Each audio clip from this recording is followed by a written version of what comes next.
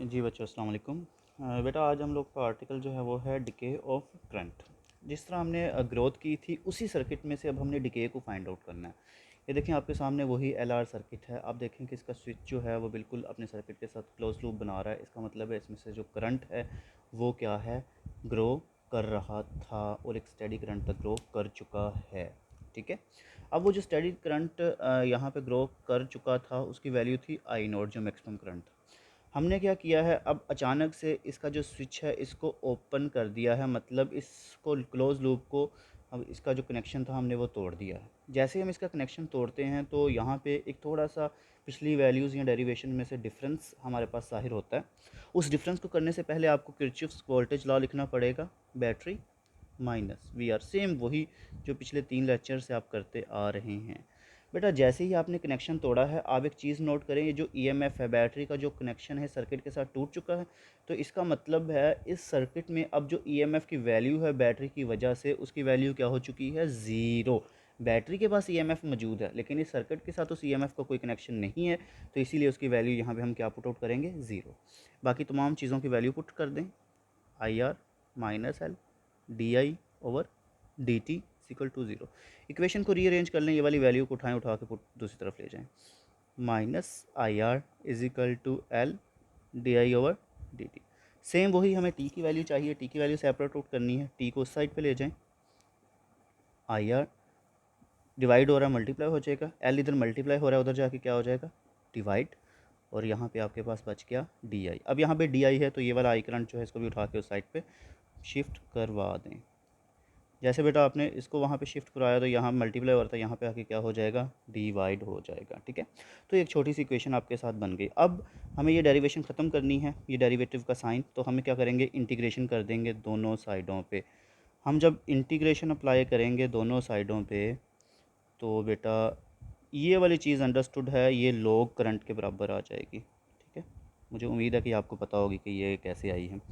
और यहाँ पे जब आप करेंगे टाइम डेरिवेटिव के हिसाब से, minus L over R constant और आई प्लस के। ठीक है, वही सब कुछ जो आपने पीछे किया है। एक आपके पास इक्वेशन डेवलप हो गई है जो कि आप लोगों ने पीछे भी फाइंड आउट की थी, लेकिन यहाँ इस इक्वेशन में और इस इक्वेशन में एक डिफरेंस है। बेटा इन दो इक्वेशंस में क्या डिफरेंस है ये आप लोग मुझे बताएंगे। ठीक है, मैं नहीं बता रहा आपको, आपने पिछला आर्टिकल मुझे उम्मीद है कि किया होगा। लेकिन यहाँ पे एक चीज़ आप नोट आउट करें कि जब आपने स्विच को ओपन किया था, मतलब अब डिके स्टार्ट की थी, उसमें करंट की वैल्यू को कम करना स्टार्ट किया था। स्विच को ओपन करते वक्त जब टाइम बिल्कुल ज़ीरो था, तब जो करंट की वैल्यू थी वो आई नहीं थी, बल्कि क्या थी, उस करंट की मैक्सिमम वैल्यू। क्योंकि ऑलरेडी करंट उस सर्किट में से फ्लो कर रहा था, हमारा जो काम था, हमने क्या किया, उस फ्लोइंग करंट को डिस्कनेक्ट कर दिया स्विच को ओपन करके। ठीक है, तो यहाँ पे लोग आई की जगह आप पुट करेंगे आई node.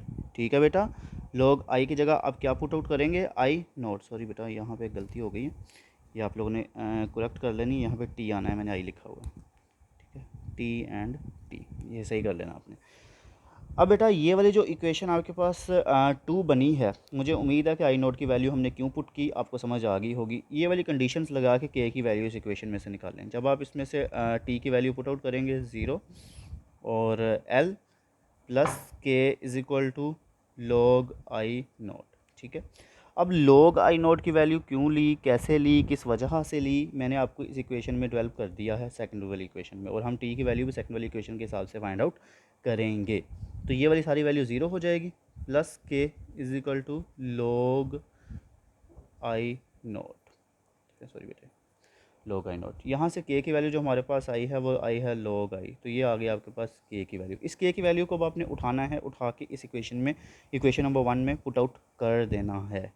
Minus R T over L plus log I naught is equal to log I. Clear है, यहाँ से इसको प्लस वाली साइन को उठाएं और करंट को दूसरी साइड पे, करंट वाली साइड पे ले जाएं, log I minus log I note. अब आपको ये रूल पता है, दो लोग आपस में माइनस हो रहे हो तो वो क्या कर जाते हैं, लॉग के लॉ के मुताबिक डिवाइड कर जाते हैं।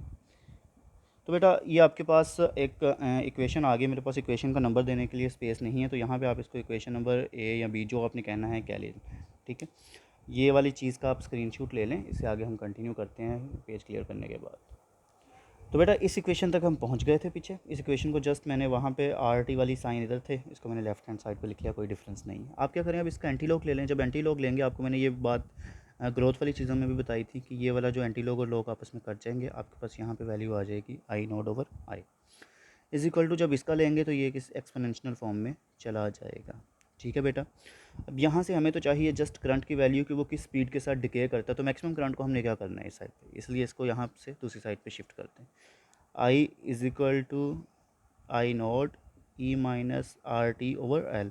तो ये वाली जो इक्वेशन है आपके पास आई, ये इक्वेशन हमें हेल्प आउट करती है ये वैल्यू बताने में, ये चीज़ बताने में कि जो करंट की वैल्यू है वो मैक्सिमम वैल्यू से लोअर वैल्यूज़ की तरफ एक्सपोनेंशियली डिके करती है, लीनियरली डिके नहीं करती। वही कॉन्सेप्ट जो वहाँ पे था, वहाँ पे हम ग्रोथ कर रहे थे, ग्रोथ जो थी वो भी एक्सपोनेंशियली, क्योंकि एक्सपोनेंट में था टाइम, इसमें भी एक्सपोनेंट में है टाइम।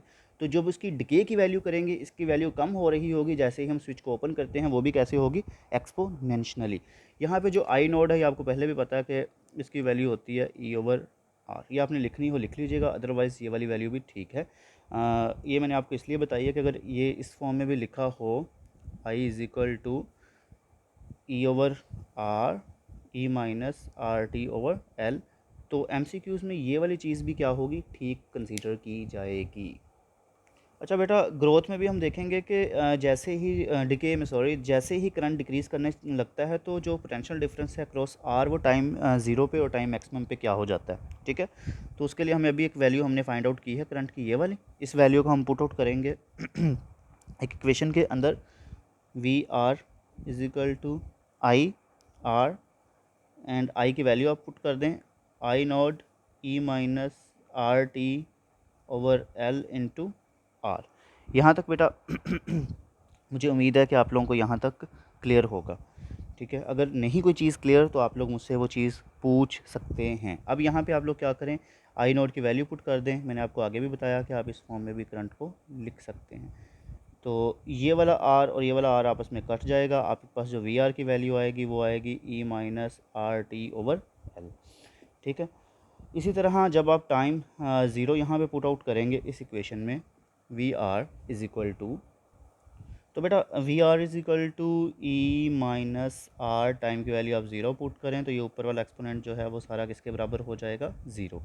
आपको पता है e के पावर में अगर ज़ीरो हो तो ये बराबर होता है वन के। इसका मतलब है टाइम ज़ीरो पे अभी तक जो उस रेजिस्टेंस के पास जितनी भी वैल्यू थी वो उसके बैटरी के पोटेंशियल के बराबर ही होगी, जैसे ही अभी हमने कट ऑफ किया बिल्कुल इनिशियल।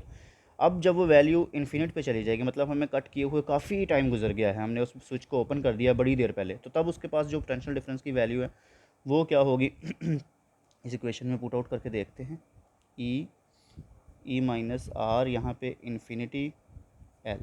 जब आपको पता है कि ई की पावर में इन्फिनिटी हो तो ये किसके बराबर होती है, ई की पावर इन्फिनिटी। बेटा उम्मीद है कि आपको पता होगा ज़ीरो के बराबर होती है, वी आर की वैल्यू भी किसके बराबर हो गई है, ज़ीरो के। तो ये चीज़ साबित होगी जैसे जैसे वक्त गुजरता जाएगा, रजिस्टर्स के अक्रॉस जो पोटेंशियल डिफरेंस की वैल्यू, क्योंकि पीछे से तो अब इसको कोई पोटेंशियल मिल नहीं रहे, और करंट की वैल्यू भी डिके हो रही है, कम हो रही है। जैसे ही वो वैल्यू डिके होती जा रही है, ये वैल्यू कम होती जा रही है, तो वोल्टेज ओम्स लॉ के मुताबिक V is equal to I R, current की वैल्यू कम होती जाएगी तो वोल्टेज की वैल्यू भी क्या होती जाएगी, कम। तो ये चीज़ हमें यहाँ पे डिके ऑफ करंट में साबित कर दी है, ठीक है बेटा। अच्छा बच्चों, अब जो हमने चीज़ फाइंड आउट करनी है वो करनी है कि पोटेंशियल डिफरेंस अक्रॉस इंडक्टर। आपको पता है अभी हमने आई करंट की वैल्यू फाइंड की, I naught E minus R T over L, ठीक है। तो ये वैल्यू अभी हम आई की फाइंड आउट करके हटे हैं। आपको इंडक्टेंस के इर्द गिर्द जो वोल्टेज है उसकी वैल्यू के बारे में भी पता है, L is equal to D I over D T. यहाँ पर आई की वैल्यू पुट आउट करें, जब आप यहाँ पे आई की वैल्यू पुट करेंगे तो ये आएगा I naught E minus R T over L. It's better कि हम डी नॉट की जगह, आई नॉट की जगह पे इसकी वैल्यू जो है वो पुट कर दें। इसकी वैल्यू है E over R, E minus R T over L. अब देखें ये तो एज अ कांस्टेंट ट्रीट करेगी, ठीक है। तो इसको ई ओवर आर को बाहर ले आएँ, जो डेरिवेशन है टाइम के हिसाब से वो तो होगी E minus R T over L की। सबसे पहले इसकी पावर जो है, इसका डेरिवेशन आप लेंगे तो इसकी पावर की डेरिवेटिव आपके पास, बेटा इसको करके देखिएगा, पावर का डेरिवेटिव मैं लीव कर रहा हूँ यहाँ पे आपके लिए। पावर की सबसे पहले आप इन डेरिवेशन करेंगे, पावर की डेरिवेशन करेंगे टाइम के हिसाब से, माइनस आर ओवर एल क्या कंसीडर करेगा, कांस्टेंट कंसीडर करेगा। तो माइनस आर ओवर एल बाहर और टी की वैल्यू यानी कि D T over T is equal to 1, ये इसकी। और ये वाली जो एज इट इज़ इसकी डेरिवेशन हम R T over L put करते हैं। ये वाला एल, ये वाला एल, ये वाला आर, ये वाला आर जो वैल्यू आई है माइनस एल, माइनस एल नहीं sorry, minus E minus R T over L. तो ये आ गई जी वोल्टेज की वैल्यू अक्रॉस द इंडक्टर। अब इसमें हम वो वाली वैल्यूज़ पुट करेंगे, ज़ीरो टाइम की लिमिट और टाइम की लिमिट इन्फिनिटी। अच्छा बच्चों, जब हम अपना जो फार्मूला अभी हमने ड्राइव किया था, V L is equal to minus E R T over L, इसमें टाइम की वैल्यू ज़ीरो पुट आउट करेंगे, V L is equal to E minus R zero over L, ये सारी वैल्यू जो है ई की पावर ज़ीरो हो जाएगी। और आपको मैंने आगे भी बताया, जब ई की पावर ज़ीरो होती है वो किसके बराबर होती है बेटा, वो बराबर होती है बेटा, किसके बराबर होती है ई की पावर ज़ीरो, 1 के। तो V L is equal to minus E, जब उसकी वैल्यू ज़ीरो है तो उसका जो हमारे पास ईएमएफ वोल्टेज आ रहा है वो क्या आ रहा है, माइनस के साथ। इसका क्या मतलब है, जैसे जैसे करंट की वैल्यू डिक्रीज़ होती जा रही है, इस रेजिस्ट इंडक्टर के अंदर जो वोल्टेज की वैल्यू है वो माइनस साइन हमें बता रहा है, वो भी क्या होती जा रही है, कम। अब टाइम गुजर चुका है काफ़ी स्विच को ओपन किए हुए, तब देखते हैं क्या वैल्यू आएगी। तो बेटा ये छोटी छोटी सी डेरिवेशंस हैं जो पेपर में आती हैं, इनको कर लीजिएगा अच्छे से। अब इन्फिनिटी, जब इन्फिनिटी तो वैल्यू ज़ीरो। जैसे ही बहुत सारा वक्त गुजर गया, स्विच को ओपन किए हुए सारा करंट जो है वो ड्रॉप कर चुका है ज़ीरो पे, तो उस वक्त जो इंडक्टर की वैल्यू है, जो इंडक्टेंस की वैल्यू है, वोल्टेज की वैल्यू है इस इंडक्टर के अंदर, वो क्या हो गई, ज़ीरो। तो हेंस ये बेटा प्रूव हो गया कि वक्त गुजरता जाएगा, करंट की वैल्यू कम होती जाएगी, करंट की वैल्यू कम होती जाएगी, रजिस्टर में से भी वैल्यू जो है वो कम होती जाएगी वोल्टेज की, और इंडक्टर में से वैल्यू भी क्या होती जाएगी, कम। और एक वक्त ऐसा आएगा जब दोनों की वैल्यूज़ जो हैं वो बिल्कुल ज़ीरो हो जाएंगी। ठीक है बेटा, ये एक आर्टिकल था छोटा सा, होप्स हो कि आपको समझ आ जाएगी। कोई चीज़ पूछनी हो तो पूछ सकते हैं। अब अल्लाह हाफिज़।